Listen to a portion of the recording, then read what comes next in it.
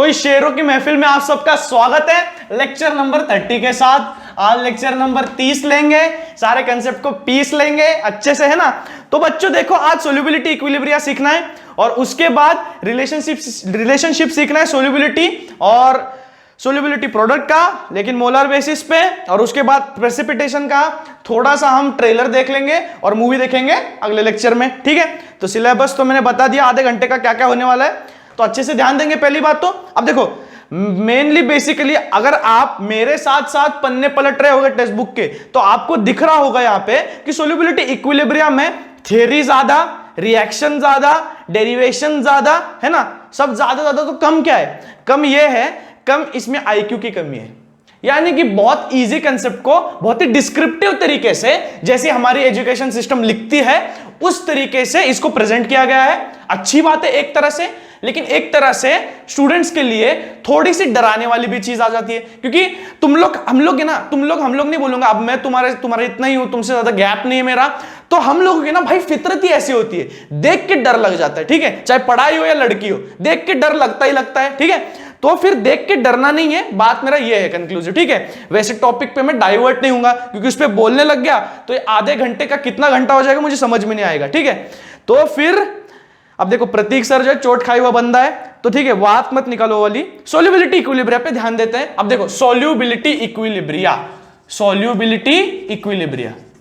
क्या होगा बच्चों?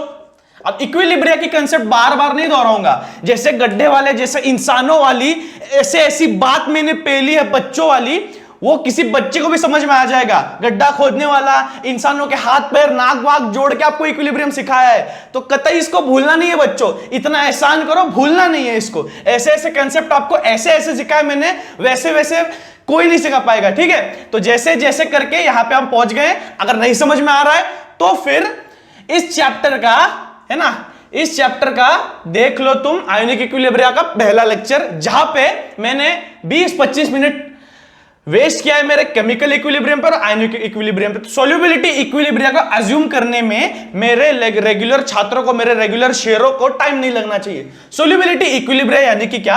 अब देखो, कुछ सॉल्यूशंस, कुछ सोल्यूट्स, या हम कहेंगे कुछ इलेक्ट्रोलाइट्स होते हैं, जो कि पूरी तरह से डिसोसिएट नहीं होते, जिनको हम वीक, है ना, वीक, ऐसी भाषा में हम इनको बोलते हैं, है ना, ऐसी दिल छेद देने वाली भाषा में इसको बोलते हैं कि वो वीक है, डिसोसिएशन उसका होता नहीं पूरी तरीके से। तो फिर अगर मैंने AgCl सॉल्ट लिया, AgCl में सॉल्ट ले रहा हूं, अब ये सॉल्ट जो है ये बहुत ही वीक इलेक्ट्रोलाइट है, इसका पूरी तरह से डिसोसिएशन होगा नहीं। अब वीक इलेक्ट्रोलाइट है तो थोड़ा सा डिसोसिएट होगा, और मैक्सिमम डिसोसिएशन जो मतलब मैक्सिमम सोल्यूट जो रहेगा वो व्हाइट ही रहेगा। यानी कि क्या, जो AgCl डाला था, जैसा डाला था वैसा ही रहेगा व्हाइट, वो डिसॉल्व नहीं होगा, और हमको व्हाइट कलर का सॉल्यूशन पूरा हमको दिखने लगेगा पाउडर जैसे, है ना, प्रेसिपिटेट जैसे पानी में दही मिल जाता है वैसे। तो AgCl सॉल्ट को अगर मैंने किसी सॉल्वेंट में डाल दिया, सॉल्वेंट में डालने के बाद इसके कुछ फ्रैक्शन, इस सोल्यूट के कुछ फ्रैक्शन AgCl के हो जाएंगे, क्या हो जाएंगे? डिसोसिएट हो जाएंगे। किसमें? Ag+ में और Cl- में। समझ में आ रहा है ये तो बहुत इजी है। Ag+ और Cl- में कुछ आयंस डिसोसिएट हो जाएंगे और कुछ आयंस रहेंगे AgCl के ही। अब AgCl में और Ag+ और Cl-, इन तीनों में इक्विलिब्रियम आ जाएगा। क्या आ जाएगा? इक्विलिब्रियम, ठीक है ना। इक्विलिब्रियम आ जाएगा, आयोनिक इक्विलिब्रियम आ जाएगा, जैसे मैंने सिखाया था, ठीक है। तो आयोनिक इक्विलिब्रियम आने तक, जब तक ये आता नहीं है तब तक AgCl मॉलिक्यूल्स, ये व्हाइट पाउडर, ये आ जाएंगे इसके सैचुरेटेड सॉल्यूशन के इक्विलिब्रियम में, ठीक है। अब मैंने इसमें AgCl डाले, कुछ इसके आयंस बने, कुछ मॉलिक्यूल्स ही रह गए, और ये तीनों आ जाएंगे एक साथ इक्विलिब्रियम में। जब तक इक्विलिब्रियम सेटअप नहीं हो जाता, है ना, कुछ AgCl के Ag+ Cl- होंगे, कुछ Ag+ Cl- वापस जो अलग हुए करीब आने के बाद वापस वो मॉलिक्यूल बन जाएंगे। तो ऐसा जोड़ना तोड़ना जो पहले लेक्चर में मैंने सिखाया था वो चलता रहेगा, लेकिन एक टाइम बाद इसमें डिस्टर्बेंस बंद हो जाएगा। कुछ AgCl आयंस जो कि फ्रैक्शन है, जो कि इसका डिसाइडेड होती है कि कितना फ्रैक्शन डिसॉल्व होगा, इसके एक्शन के हिसाब से उतना ही डिसोसिएट होता है, बाकी रह जाता है AgCl। तो बाकी रहने के बाद इसमें इक्विलिब्रियम कंडीशन स्टैब्लिश हो जाएंगी, तो उससे हम डिराइव करेंगे सॉल्युबिलिटी इक्विलिब्रिया। देख रहे हो कितना सिंपल है। मतलब कि यार भाई कुछ भी यार जहर पेला हुआ है यार आपको, मतलब देखो अब देखो, dissolves in water to form saturated solution, most of the salt remains undissolved. Technical भाषा में सीधा सीधा आपको यार फंसाया जा रहा है, तो फंसना नहीं है। देखो इतनी सी बात है कि सोल्यूट या इलेक्ट्रोलाइट जो भी वीक है वो पूरी तरह से डिसोसिएट नहीं होता। तो जब तक के इक्विलिब्रियम इस्टेब्लिश नहीं कर सकता, कौन? Ag प्लस Cl माइनस के आयंस और AgCl खुद, इन तीनों के बीच जब तक इक्विलिब्रियम इस्टेब्लिश नहीं हो जाता तब तक कि वो सॉल्यूशन हम स्टर करते रहेंगे। स्टर करने के बाद एक ऐसा पॉइंट आएगा जहां पे सॉलिड मॉलिक्यूल्स और इसके आयंस के बीच इक्विलिब्रियम इस्टेब्लिश हो जाएगा, ठीक है ना। यानी कि रिएक्शन इरिवर्सिबल है क्या? नहीं है, रिएक्शन रिवर्सिबल है, ठीक है। इसके मॉलिक्यूल्स मिलकर के AgCl बना सकते हैं, AgCl के डिसोसिएट होकर Ag प्लस Cl माइनस भी बना सकते हैं। तो इससे हम निकालेंगे सॉल्युबिलिटी इक्विलिब्रिया कि सॉल्युबिलिटी कितना हो रहा है और सॉल्युबल होने के बाद इक्विलिब्रियम कितने देर तक स्टैब्लिश हो रहा है और किस कॉन्सेंट्रेशन पे स्टैब्लिश हो रहा है। तो ऐसे सब हमको कैलकुलेशंस करने के लिए सॉल्युबिलिटी इक्विलिब्रिया की कंसेप्ट दी गई है, जो कि फॉर्मूला बेसिस में हमको निकालने। कंसेप्ट तो हमको पता है, फॉर्मूला बेसिस क्या है, ज्यादा कुछ नहीं। देखो AgCl if it is dissociated in any solvent, it forms two ions, Ag plus and Cl minus, which are its respective ions, and after a time they establish equilibrium in themselves. They establish ionic equilibrium in themselves. So if I calculate the equilibrium constant, यानी कि K, वो होगा इसके product की concentration यानी कि Ag plus और Cl minus, Ag plus और Cl माइनस के आयंस की कॉन्सेंट्रेशन डिवाइडेड बाय इसके रिएक्टेंट की कॉन्सेंट्रेशन। हो गया आसान वाला। अब रिएक्टेंट जो है इक्विलिब्रियम होने के बाद ये रिएक्टेंट कांस्टेंट रहेगा। देखो AgCl जो है वो तो डिसोसिएट होता रहेगा, लेकिन जो AgCl मॉलिक्यूल है ना, वो कांस्टेंट ही रहेगा। एक बार आने के बाद रिएक्टेंट कांस्टेंट रहेगा कि नहीं रहेगा, बताओ मेरे को। रिएक्टेंट कांस्टेंट रहेगा ना, कॉन्सेंट्रेशन इसकी। तो इसको पकड़ लूंगा मैं K, तो Ag प्लस Cl माइनस है ना, इसको मैं पकड़ लेता हूं K डैश। तो फिर इसको मैं यहां पे ले लूंगा जैसे मैंने पिछले डेरिवेशन में किया था, ऐसी कंसेप्ट को, है ना। किसमें किया था? इसमें शायद से, अगर मैं आपको रिवीजन यानी कि आपको अगर मैं डिफरेंस बताना चाहूं तो मैंने इसको किया था।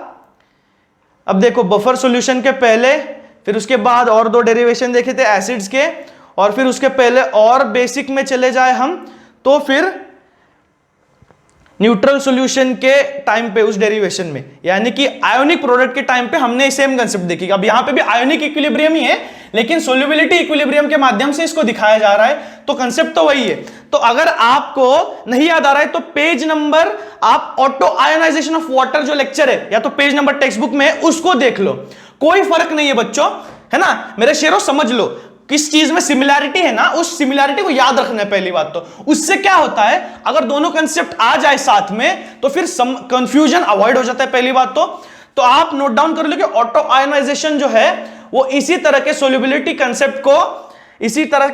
कंसेप्ट को फॉलो करता है, जहां पे H2O मॉलिक्यूल से कांस्टेंट और उनको डिनोमिनेटर से लेफ्ट हैंड साइड पे लिया जा रहा है। Similarly K into K dash हो जाएगा Ag प्लस और Cl माइनस, है ना। इन आयंस की कॉन्सेंट्रेशन आ गई, और इस प्रोडक्ट को बोलूंगा मैं KSP, यानी कि सॉल्युबिलिटी प्रोडक्ट इक्विलिब्रियम, या equilibrium of any solubility product. यानी कि किसी भी रिएक्शन का अगर मुझे सॉल्युबिलिटी प्रोडक्ट इक्विलिब्रियम निकालना है तो इसके प्रोडक्ट्स के कॉन्सेंट्रेशंस को मल्टीप्लाई कर दो, ऐसा मेरा कंक्लूजन आ रहा है, ठीक है।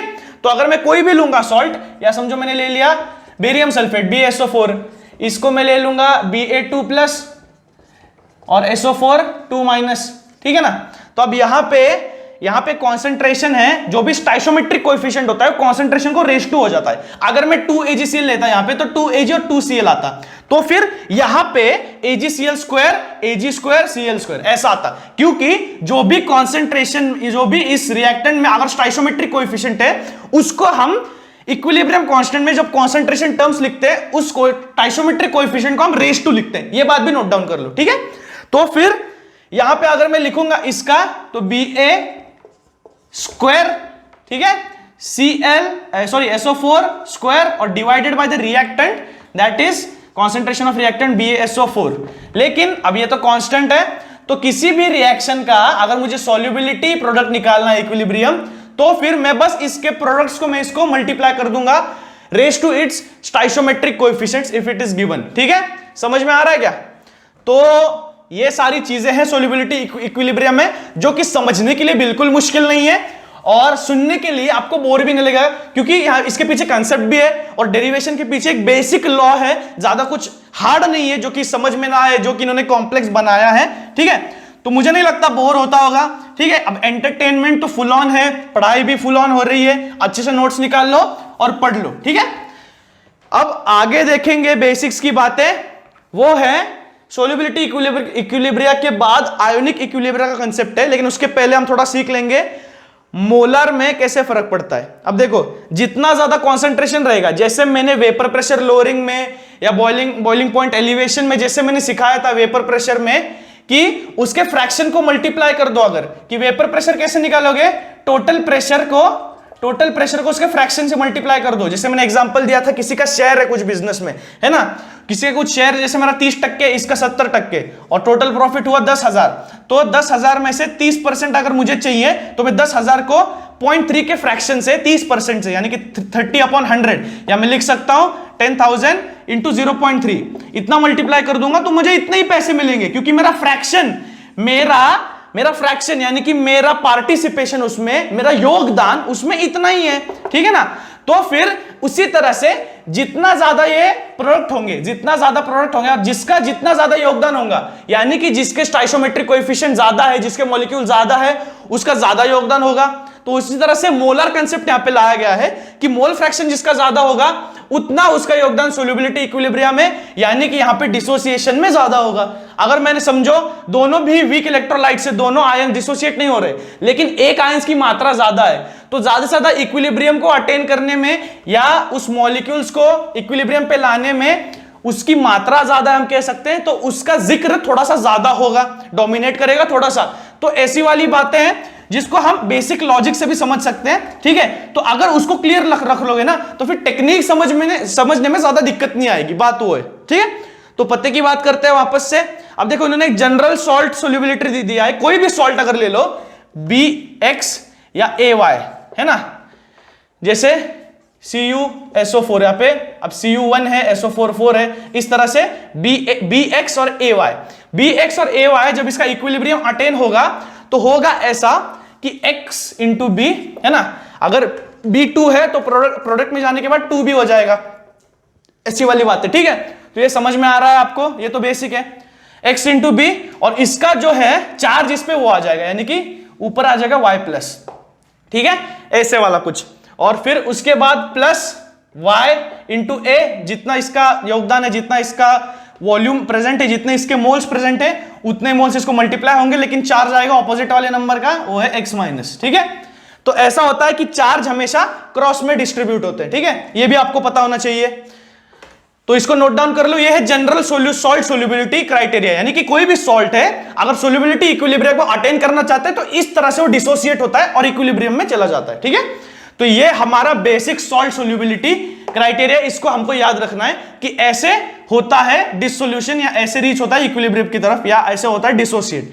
आगे इन्होंने दिया है डेरिवेशन में, आप अच्छे से ये लिख लो, पहले टॉपिक लिख लो पहले तो, relationship between solubility and solubility product. Solubility product यानी कि ये इस प्रोडक्ट को बोल रहा है सोल्यूबिलिटी प्रोडक्ट, जो मैंने बताया SP। ठीक है, relation between solubility and solubility product. अब सोल्यूबिलिटी क्या है? सोल्यूबिलिटी क्या है? बेसिक है, सोल्यूबिलिटी है कि किसी भी सॉल्यूशन में, किसी भी सॉल्वेंट में, यानी कि किसी भी लीटर पानी में कितना ग्राम सॉल्वेंट डिसॉल्व हो रहा है, उसमें सोल्यूबल है वो अच्छे से सैचुरेटेडली। ठीक है, तो सोल्यूबिलिटी का जो यूनिट है वो आएगा ग्राम पर लीटर, बराबर, कितना ग्राम डाला मैंने और कितने लीटर में वो डिसॉल्व हो रहा है, यानी कि सोल्यूबल है या नहीं। उसके बाद यहां पे दिया है अब मोलर मास। मोलर मास को आपको पता है, मोलर मास क्या है? Molar mass is equal to gram per mole. अब इसके अलग अलग यूनिट्स है, किलोग्राम पर मोल, ऐसे पर मोल, है ना, इसको कन्वर्ट कर सकते हो आप अलग अलग तरीके से। अब इसको याद कैसे रखना है? Number of moles is given by the mass upon molar मास। अगर मुझे, अब मास का यूनिट है ग्राम, नंबर ऑफ मोल्स का यूनिट है मोल, तो मोलर मास का आएगा, अगर उधर चला जाएगा तो ग्राम पर मोल, है ना। ये फॉर्मूला अगर याद है आपको तो यूनिट्स निकालने में दिक्कत नहीं है, तो यूनिट्स को प्रैक्टिस करते रहा करो। यूनिट्स में कहूंगा फॉर्मूला आपके दिमाग में रहना चाहिए, ठीक है। तो यूनिट में दिक्कत नहीं आएगी, मोलर मास का यूनिट हो गया। अब इन्होंने कहा है कि मोलर सोल्यूबिलिटी क्या होगी, मोलर सोल्यूबिलिटी यानी कि क्या, वहां पे उसके मोलर मास से सोल्यूबिलिटी को डिवाइड कर दिया जाएगा, यानी कि सोल्यूबिलिटी में उतना ही योगदान आएगा जितना उसका मोलर मास है, ठीक है ना।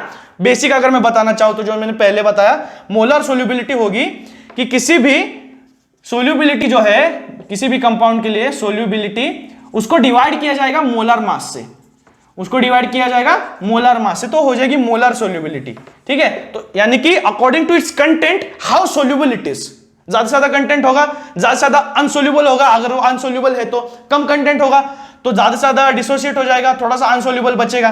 तो कंटेंट के हिसाब से सोल्यूबिलिटी को डिफाइन करना जरूरी है। So that's the reason molar solubility concept has been given, because how much the molar content और molar participation is that in that solution in ionic form. So molar solubility upon molar mass, please note down. उसके बाद यहां पे दिया गया consider the basic reaction, जो मैंने लिखा हुआ है बोर्ड पे, आगे है इसका सोल्यूबिलिटी प्रोडक्ट। सोल्यूबिलिटी प्रोडक्ट जैसे मैंने सिखाया, किसी भी कंपाउंड का आप कैसे निकालोगे, उसके प्रोडक्ट्स को बस मल्टीप्लाई कर देना है, यानी कि कॉन्सेंट्रेशन टर्म्स को, कॉन्सेंट्रेशन टर्म्स को यहां पे मल्टीप्लाई कर दिया। अब इसका चार्ज है By+, और जो भी इसका स्टोइकोमेट्रिक कोएफिशिएंट होता है मैंने बताया वो रेस्ट हो जाता है कॉन्सेंट्रेशन टर्म में, ये हो गया स्क्वायर लिख रहा हूं, सॉरी, ये हो जाएगा x, कोई भी नंबर होगा, इनटू x माइनस, अब चार्ज यहां पे मैटर नहीं करता, बस मैटर करता है इसका स्टोइकोमेट्रिक कोएफिशिएंट, जो आपको रेस्ट टू कर देना है, रेस्ट टू y, ये हो जाएगा सोल्यूबिलिटी प्रोडक्ट Ksp, दिख रहा है आपको, टेक्स्ट बुक में दिख ही रहा होगा Ksp इज इक्वल टू ये।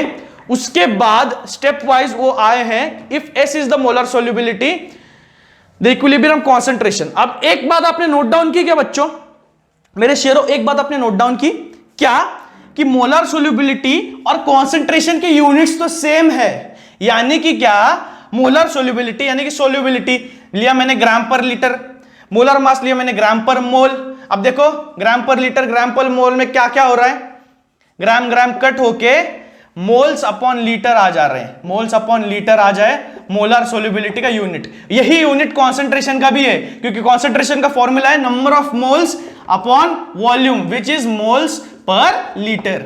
इसीलिए मोलर सोल्यूबिलिटी और कॉन्सेंट्रेशन हम कह सकते हैं यूनिट वाइज ये दोनों सेम ही है। यूनिट वाइज क्या है, दोनों सेम ही है। ये बस मोलर वाइज डिस्ट्रीब्यूशन डिफाइन करता है, कॉन्सेंट्रेशन डिस्ट्रीब्यूशन डिफाइन करता है कि किसी भी कोई भी सॉल्यूशन कितना डाइल्यूट है कितना कॉन्सेंट्रेटेड है, बस बात यही पे है। उसके बाद मैं थोड़ी सी जगह खाली कर लेता हूं यहां पे, है ना। उसके बाद होगा क्या, अब कॉन्सेंट्रेशन है तो फिर मोलर सोल्यूबिलिटी एस डिफाइन की जाएगी, यानी कि कॉन्सेंट्रेशन सीधा हो गई molar solubility, concentration equal to molar solubility. क्या बोल रहा हूं मैं, ध्यान से सुनो, molar solubility is basically unit wise equal to concentration. So whatever I want to calculate the concentration in the product form at the time of the solubility equilibria, the molar solubility will be equal to the concentration, just it is that it should be multiplied by the fraction, it should be multiplied by the fraction, कि कितना fraction है जो कि solubility में आ रहा है। वापस यहां पे मैंने, अब b का साइन था b y+ और यहां पे a का था a x माइनस, अभी मैं इसलिए लिख रहा हूं क्योंकि उन्होंने लिखा हुआ है, इसका भी हो जाएगा x इंटू एस, यानी कि कोई भी सोल्यूबिलिटी मोलर सोल्यूबिलिटी हो यानी कि उसका कॉन्सेंट्रेशन ही है। बस बात क्या है, अगर ये सिर्फ सिंगल आयन हो तो यहां पे कोई फ्रैक्शन नहीं आएगा। अगर मैंने खुद 10,000 रुपए इन्वेस्ट किए हैं, मेरा उसका प्रॉफिट निकल के आ रहा है 20,000, तो सारे के सारे पैसे मुझे मिलेंगे, कोई पार्टनर ही नहीं है ना, तो एक्स आएगा क्या यहाँ पे, अगर जब अकेला होगा तो नहीं आएगा। लेकिन अगर दो पार्टनर है, किसी किसी का मोल फ्रैक्शन के हिसाब से हिस्सा है, यानी कि 30% 70%, बार बार बात बता रहा हूं क्योंकि उसको रिलेटेबल है, 30% 70%, अब जितना जिसका होगा उतना उसको मिलेगा। So this is the fraction which we have included in the multiplication term. ठीक है, समझ में आ गया। ये थी मोलर सोल्यूबिलिटी या सोल्यूबिलिटी इक्विलिब्रियम की concept according to the basic reaction जो मैंने बताया। बस बात नहीं इतनी है कि थ्योरी आप मन से लिख लोगे जैसे मैंने सिखाया। अगर आपकी इंग्लिश अच्छी होगी तो थ्योरी आप मन से लिख लोगे, नहीं तो थोड़ा पढ़ लो एक बार तो भी कोई दिक्कत नहीं है। सोल्यूबिलिटी इक्विलिब्रियम का शॉर्ट नोट आता है 4 मार्क्स के लिए, बोर्ड्स में 4 मार्क्स के लिए आता है, जहां पे आपको एक्सपेक्टेड होता है कि आप 4 पॉइंट की थ्योरी लिखना है आपको। उसके बाद 2 पॉइंट में आपको मोलर सोल्यूबिलिटी एक्सप्लेन करना है, और फिर और 2 पॉइंट में रिएक्शन प्लस ये कॉन्सेंट्रेशन टर्म वाला फॉर्मूला लिख देना है। ऐसे 6 पॉइंट आपको, 6 से 8 पॉइंट आपको मेंशन करने हैं, जिसके बाद ही आपको 4 मार्क्स मिलेंगे। तो उसके लिए तैयारी थोड़ी सी चल रही है मेरी, ठीक है। तो आप भी थोड़ा सा उसके लिए तैयार हो जाओ, क्योंकि ऐसे क्वेश्चंस बहुत कई दफा आते हैं, ठीक है। ये हो गया हमारा सोल्यूबिलिटी इक्विलिब्रिया की कंसेप्ट। बात ये भी है कि सोल्यूबिलिटी इक्विलिब्रिया की कंसेप्ट आती है नीट या सीईटी में भी या जेईई में भी, ठीक है ना। तो इसको स्किप करना अच्छी बात तो नहीं है अगर आप सीरियसली प्रिपेयर कर रहे हो, क्योंकि अगर आप एक टॉपिक स्किप करते हो तो कई हजार लाखों बच्चे आपसे उसी सेकंड आगे निकल जाते हैं, ठीक है। ये बात समझ लो। अगर दो बार बात को सुन के बैठोगे, सोचोगे थोड़ा, तो समझ में आएगा मैं क्या कहना चाह रहा हूं, ठीक है। क्योंकि जब आप सोते हो तो कोई पढ़ता है, जब आप पढ़ते हो तो कोई और पढ़ता ही होता है, ठीक है। तो कंपटीशन खत्म नहीं होता। तो ऐसी वाली बातें, तो हमको ज्यादा स्ट्रेस नहीं लेना है, बस बात ये रखना है कि जो भी मैं पढ़ा रहा हूं सब चीजें पढ़ो, क्योंकि सब चीजें इजी है। हार्ड होती तो मैं पढ़ाता ही नहीं, मैं पहले छोड़ देता चैनल वैनल, ठीक है। चीजें इजी है इसलिए मैं भी पढ़ा रहा हूं, आप भी सुन रहे हो। तो उसके बाद ये हो गया। अब जो फाइनल है, इन्होंने इक्वेशन बताया है, फाइनल इक्वेशन सोल्यूबिलिटी प्रोडक्ट का आएगा। अब दोनों रिएक्टेंट्स को एक्सेस है ना। यानी कि क्या, मैंने ए को और बी को दोनों को बोल दिया कि solubility, molar solubility into the fraction which it is multiplied, है ना, एक्स। तो फिर दोनों को मैंने सब्स्टिट्यूट कर दिया एक्सेस से, और वहां पे रेस टू एक्स और रेस टू वाई है, जो कि साइसोमेट्रिक कोएफिशिएंट है, मैंने आपको बताया था, ठीक है। और फिर उसके बाद इसको मैंने बाहर निकाल लिया अच्छे से बाहर निकालने के बाद आएगा X raise to X, X raise to Y और S raise to X plus Y. इन ब्रैकेट्स को मल्टीप्लाई कर दो। आपको पता होगा, अगर जो इंडेक्स, आपने इंडेक्सेस पढ़े होंगे, है ना, इंडेक्सेस था हमको पढ़े होंगे। मल्टीप्लिकेशन में होता है तो फिर प्लस हो जाता है, अगर डिवीजन में होता है तो एक्स माइनस वाई हो जाता है ना। ये सब बातें आपने पढ़ी होंगी। तो वही कंसेप्ट पे है कि अगर इस ब्रैकेट को खोल दोगे तो ऐसा होगा X raise to X, X raise to X, X raise to Y, है ना, और एक्स प्लस वाई। तो किसी भी सोल्यूबिलिटी प्रोडक्ट को आपको निकालना है अगर, तो आपको सिर्फ उसके स्टाइचोमेट्रिक रेशियोज पता होने चाहिए और मोलर सोल्यूबिलिटी पता होनी चाहिए, जिससे आप सोल्यूबिलिटी इक्विलिब्रियम कॉन्सेंट्रेशन आप उसकी निकाल सकते हो, ठीक है। यही है फॉर्मूले का डेरिवेशन। आगे उन्होंने एग्जांपल दिया है एजीबीआर। एजीबीआर के लिए, एजीबीआर जब डिसोसिएट होगा, अब ये तो 1 ही है तो इजी होगा, एजी प्लस और बीआर माइनस ऐसे आ जाएगा। और उसके बाद इन्होंने लिया है ये, अब x है, इसका कोई है नहीं स्टाइचोमेट्रिक कोएफिशिएंट, है ना, कुछ दिख रहा है क्या, x भी 1 है, y भी 1 है, तो इसीलिए जो आएगा s आएगा सिर्फ s रेस टू 1 प्लस 1 यानी कि s स्क्वायर। तो इसका सोल्यूबिलिटी प्रोडक्ट आएगा उसके स्क्वायर। देखो KSP is equal to s into S which is s square, ठीक है, KSP। आगे वाला एग्जांपल अगर मैं देखूं तो फिर वो लेड आयोडाइड यानी कि PbI2, Pb है लिड, I है आयोडीन, I2 के इसलिए आयोडाइड, ठीक है, बेसिक। उसके बाद इसका जो डिसोसिएशन हो रहा है, अब इसका चार्ज जो है PbI2 है ना, तो इसका इसके पास चला जाएगा यानी कि Pb2 प्लस, ठीक है, आगे प्लस। अब जो I2 है इसका कोई स्टाइचोमेट्रिक कोएफिशिएंट 2 रहेगा, 2I माइनस। अब यहां पे x हो गया 1, x हो गया 1, y हो गया 2, है ना। अब देखो यहां पे फॉर्मूला जब मैं बता रहा तो समझ में नहीं आ रहा था, अब यहां से आपको थोड़ा थोड़ा समझ में आएगा। देखो Pb यहां पे 1 है स्टाइचोमेट्रिक कोएफिशिएंट तो x आ गया 1, y यहां पे 2 है स्टाइचोमेट्रिक कोएफिशिएंट तो y आ गया 2। तो यहां पे फॉर्मूला ऐसा बनेगा KSP इज इक्वल टू 1:1, ठीक है, 1:1, और दूसरा आ जाएगा उसके बाद 2:2, और फिर यहां पे, एक मिनट, हम कहीं ना कहीं गलती कर रहे हैं मुझे लग रहा है यार, यहां पे y है, यहां पे y है, क्योंकि एक x से एक y है ना, अलग अलग होंगे, ऐसे थोड़ी मोल फ्रैक्शन होंगे, अलग अलग होंगे, एक x से एक y है, बस इतना नोट। अब ये टेक्स्ट बुक में भी गलत दिया है, देखो करेक्शन कर लो बच्चों। देखो हमारी शिक्षण संस्था फिर फेल हो गई। अब देखो पेज नंबर 58 पे b दिया है xs, तो a होगा ys, वापस उन्होंने xs ही दिया है, तो दोनों का 50-50 है, तो डेरिवेशन करने की जरूरत क्या है, ठीक है, उसको करेक्ट कर लो पहले बात तो। अब देखो नीचे उन्होंने करेक्ट दिया है x रेस टू x और y रेस टू y, देखो नीचे करेक्ट है, ऊपर उन्होंने गलत किया है, उसको पहले सही कर लो, ठीक है। अब देखो इधर कुछ बच्चों ने स्किप कर लिया होगा ना, तो जिंदगी भर के लिए रिग्रेट करेंगे, ठीक है, अगर सीरियसली पढ़ना हो तो फिर यहां पे करेक्शन कर लो पहली बात तो। और ठीक है, फिर फॉर्मूले की तरफ बढ़ते हैं, फिर से नई शुरुआत, है ना, रिश्ता वही सोच नहीं। तो देखो यहां पे आ गया 1:1, यहां पे y है 2, तो इसीलिए ब्रैकेट में आ गया 2। अगर x ही होता तो 1 ले लेता हूं, फॉर्मूला फिर गलत हो जाता। और यहां पे सोल्यूबिलिटी s होगा, अब कितना है मुझे पता नहीं, बस आ जाएगा रेशियो x प्लस y यानी कि 1+2। तो यहां पे आ जाएगा 1:1 विच इज 1, 2 का स्क्वायर 4 और s3, 4s³ आ जाएगा इसका सोल्यूबिलिटी प्रोडक्ट, इस तरह से। ठीक है, चलो अगर मैं प्रॉब्लम्स नहीं लेता तो शायद ही हमें पता चलता कि कोई गलती की है। चलो हो गया। अब कंडीशन ऑफ प्रेसिपिटेशन का मैंने बोला था ट्रेलर दिखाऊंगा, पिक्चर अगले लेक्चर में। ट्रेलर ये है कि ट्रेलर में पिक्चर खत्म हो जाती है। ठीक है, ट्रेलर में ही पिक्चर खत्म हो जा रही है, पिक्चर ही इतनी है, क्योंकि कंडीशन ऑफ प्रेसिपिटेशन यानी कि क्या, अभी जैसे ही सोल्यूबिलिटी इक्विलिब्रिया है वैसे ही आयोनिक इक्विलिब्रिया भी है ना, जो मैं सिखा चुका हूं। बस बात यह है कि अगर सोल्यूबिलिटी इक्विलिब्रिया डिपेंड इस पे है कि जब तक वो सॉलिड मॉलिक्यूल्स जो कि अनडिसोसिएटेड है, वो डिसोसिएट वाले के साथ इक्विलिब्रियम में नहीं आते, उसको कहते हैं सॉल्युबिलिटी इक्विलिब्रियम। तब तक जब कंडीशन रीच हो जाती है उसको कहते हैं सॉल्युबिलिटी इक्विलिब्रिया। और आयोनिक इक्विलिब्रिया तो आपको पता है, आयंस के साथ वो लोग इक्विलिब्रियम में आ जाते हैं, है ना। अब बात यह है कि सोल्युबिलिटी इक्विलिब्रियम हमको पता चलता है कि कितना वो सोल्यूबल है और सोल्यूबल है कि नहीं है। ठीक है, आयंस में हमको दिखता है सोल्युबिलिटी है नहीं है, लेकिन हमको एक्सटेंट ऑफ इक्विलिब्रियम पता चलता है कि आयोनिक इक्विलिब्रियम कितना रीच हुआ है।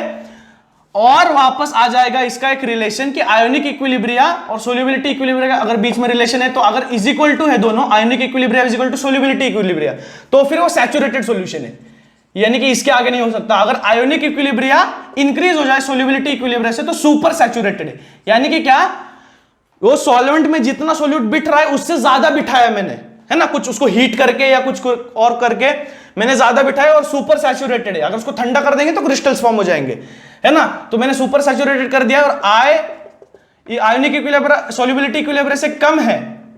आयोनिक इक्विलिब्रिया अगर सोल्यूबिलिटी इक्विलिब्रिया से कम है तो फिर आयोनिक इक्विलिब्रिया सोल्यूबिलिटी इक्विलिब्रिया से कम है, तो यानी कि कोई प्रेसिपिटेट फॉर्म नहीं होगा, कोई प्रेसिपिटेट फॉर्म नहीं होगा। जितना मैंने डाला है सोल्यूबिलिटी उतना वो सोल्यूबल हो जाएगा। सोल्यूबिलिटी इक्विलिब्रिया यानी कि क्या, कि उसके आगे कुछ सोल्यूबल ही नहीं है, उसके आगे सोल्यूबल नहीं हो सकता। आयोनिक इक्विलिब्रिया मतलब क्या, कि जो आयंस है अपने में वो एक प्रॉपर जोड़ तोड़ के आ गए हैं एक ऐसे स्टेट में जिसके आगे उन आयंस को हमको कुछ और, हम उसको एक्शन एक्सपेक्ट नहीं कर सकते कि और कोई एक्शन करेगा। सोल्यूबिलिटी इक्विलिब्रियम में ऐसा है कि उसके आगे हम उसमें कुछ सोल्यूबल नहीं कर सकते, कुछ और सोल्यूबल एक्सपेक्ट करने की कोशिश नहीं कर सकते कि उसमें और कुछ और सोल्यूबल होगा या कोई और, है ना, डिसॉल्व हो जाएगा, उसमें डिसोसिएट हो जाएगा। ठीक है, तो ये कंडीशंस है। अगर आयोनिक इक्विलिब्रियम सोल्यूबिलिटी इक्विलिब्रियम दोनों ही एक है तो फिर सैचुरेशन आ चुका है सॉल्यूशन में, सैचुरेशन आ चुका है, यानी कि इसके आगे सोल्यूबल भी नहीं हो सकता, इसके आगे आयंस जोड़ तोड़ भी नहीं सकते, जितने आयंस बने उतने आयंस ही रहेंगे। तो फिर ऐसा अगर आ गया तो फिर सैचुरेशन है। आयोनिक इक्विलिब्रियम बहुत ज्यादा है, आयोनिक इक्विलिब्रियम बहुत ज्यादा है, सोल्यूबिलिटी इक्विलिब्रियम इससे कम है, यानी कि क्या चाहिए उतना सोल्यूबिलिटी आप दे सकते हो। आयोनिक इक्विलिब्रियम देर से रीच होगा, क्योंकि जितना चाहिए उतना सोल्यूट डाल सकते हो, जितना चाहिए उतना सोल्यूट डाल सकते हो, यानी कि सुपर सैचुरेट हो जाएगा। आयोनिक इक्विलिब्रियम रीच हो जाएगा, कि सोल्यूबिलिटी रीच ही नहीं हो रहा है, यानी कि उसमें सोल्यूबिलिटी की कैपेसिटी और है। उसके बाद आयोनिक इक्विलिब्रियम अगर सोल्यूबिलिटी इक्विलिब्रियम से कम है, यानी कि क्या, मैंने थोड़ा सा डाला उसमें सोल्यूबल हो गया, अब और सोल्यूबल हो ही नहीं रहा, मिला रहा हूं डिसोसिएट ही नहीं हो रहा, यानी कि क्या, सोल्यूबिलिटी इक्विलिब्रियम तो रीच हो गया लेकिन आयोनिक इक्विलिब्रियम पीछे रह गया। तो फिर उसका प्रेसिपिटेट वगैरह कोई दिखेगा नहीं, क्लियर सॉल्यूशन दिखेगा, हमको पता नहीं चलेगा आयंस कितने डिसोसिएट हुए कितना नहीं। तो ये थे कंसेप्ट। ऐसे क्वेश्चंस 1 मार्क के लिए आते हैं, जैसे मैंने दिखाया कंपाउंड दिया जाता है थोड़ा कॉम्प्लेक्स वाला, एक्स वाई में आपको गड़बड़ की जाती है, फॉर्मूला आपने आई होप करेक्ट कर लिया होगा, ठीक है ना, करेक्ट कर लो उसको। और फिर हम इसको यहां पे आज पूर्ण विराम देते हैं। अगले लेक्चर में हम सीखेंगे थोड़ा सा एसिडिटी के बारे में, और फिर हम सीखेंगे और आयोनाइजेशन के बारे में, वीक इलेक्ट्रोलाइट के और दूसरे प्रॉपर्टी सीखेंगे। और फिर उसके बाद अगले लेक्चर में हमारा छोटे से कंक्लूजन के साथ लेसन खत्म होने वाला है। ली चैटरल्स प्रिंसिपल होगा। ली चैटरल प्रिंसिपल तो नहीं, ये भी लास्ट में इन सर का थोड़ा सा नाम आया है, तो उसको भी देख लेंगे, कोई दिक्कत नहीं है, ठीक है। तो मेरे शेयर हो, लाइक शेयर सब्सक्राइब करो। यहां पे हम खत्म करते हैं, जितना ज्यादा हो सके लॉन्डो को इकट्ठा करो और लेक्चर देखो, मजा आएगा, बहुत मजा आएगा, क्योंकि मुझे भी इतना मजा आ रहा है, तो मैं एक्सपेक्ट करूंगा कि आपको मजा आए सीखने के लिए। तो मैं पूरी तरह से कोशिश कर रहा हूं। कोई भी सजेशन हो, डाउट हो, टेलीग्राम का चैनल है दीक्षा कोचिंग क्लासेस के नाम से, ज्वाइन नहीं किया तो ज्वाइन कर लो, सब्सक्राइब नहीं किया तो सब्सक्राइब कर लो, लाइक नहीं किया तो लाइक कर लो, शेयर नहीं किया तो शेयर कर लो, जो भी नहीं किया है कर लो जिंदगी में, ठीक है। तो मेरे शेयरों मिलूंगा मैं अगले लेक्चर में, तब तक के लिए गुड बाय।